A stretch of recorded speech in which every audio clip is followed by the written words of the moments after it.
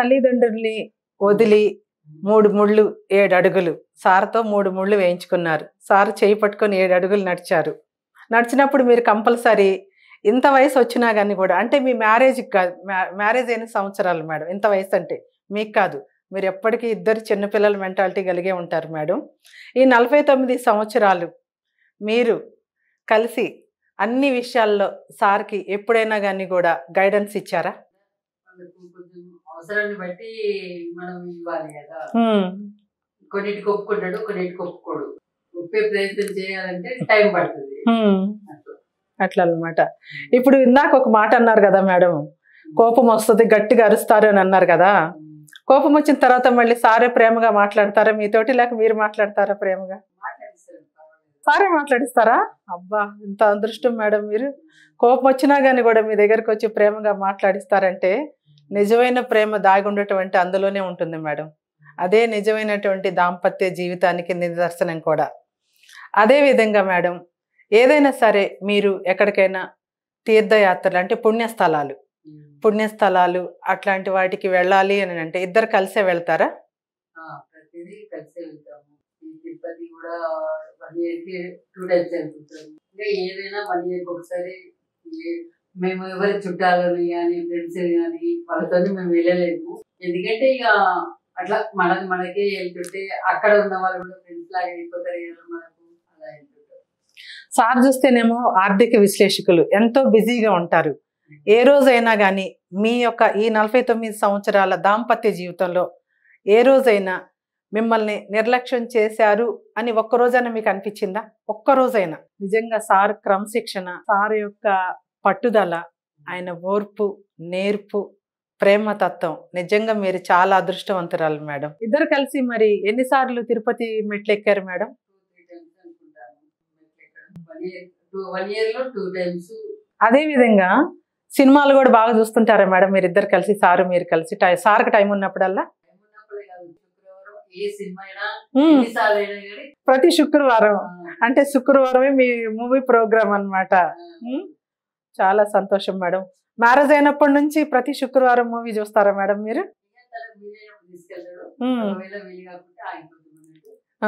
First ఇవాళ అయిపోయింది, మళ్ళీ వారం రోజుల దాకా వెయిట్ చేయాలి. కొంచెం బిజీగా ఉంటాయి కదా. అవును. ఇక చెప్పలేం కదా ఎటు తిరుగుతుంటాం చేయండి. ప్రతి శుక్రవారం ఏంటంటే ఉపవాసం ఉంటాడు ఇప్పటికి కూడా. ఆ రోజు ఈ మధ్యలో పనిచేసిండు, కరోనా వచ్చినట్టు పనిచేసిండు. ఇంతకుముందు మాత్రం టిఫినే ఏం తినకుండా ఫ్రూట్స్ తిని ఉంటుండే. రాత్రి 12 గంటలకు సినిమా పోయేసినాక తినేస్తాడు. రాత్రి 12 గంటలకు సినిమా పోయించినాక తినేస్తాడు. అది కూడా కుక్కర్ సెట్ చేసి పెట్టి పోతా. ఓకే, అయితే సార్కి మధ్యరాత్రిలో తినే అలవాటు ఉందన్నమాట. ఆ అలవాటు మీరే చేశారు మేడం కదా. మంచి నిద్ర పడుతుంది, లేకుంటే కోపం వస్తుంది. టిఫిన్ ఏం లేదు కదా, పొద్దుంతా ఏం చేయలేం కదా. నైట్ మాత్రం. ఓకే, అయితే సార్ రాత్రులు సార్కి చక్కగా తినే అలవాటు చేశారు మీరు. ప్రతి శుక్రవారం ఓన్లీ శుక్రవారమే, మిగతా రోజులు కాదు. ఓకే, ఎందుకంటే అది మీ ఇద్దరికి ప్రత్యేకమైన రోజు కదా మేడం.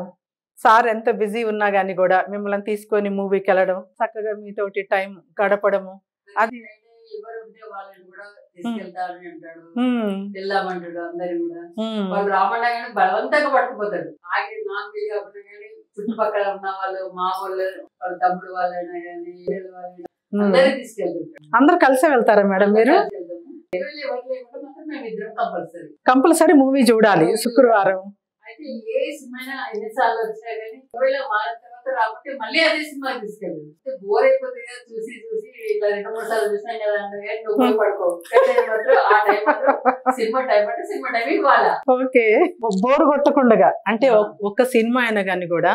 ఎందుకంటే మేడం ఇప్పుడు మీరు చెప్పిన దాన్ని బట్టి నాకు ఇక్కడ ఒకటి అర్థమైంది మేడం. బోర్ 1-2 సార్లు సార్ సినిమా చూస్తారు, మిమ్మల్ని కూడా చూడమంటున్నారు అంటే అందులో కంపల్సరీగా ఒక సబ్జెక్ట్ అయితే ఉందని మనం అనుకోవాలి మేడం. ఇక్కడ సబ్జెక్ట్ ఉంటేనే కదా రెండోసారి అయినా చూడాలనిపించేది ఎవరికైనా. కాబట్టి కంపల్సరీగా ఆ సినిమాలో ఒక అర్థం ఉంటుంది.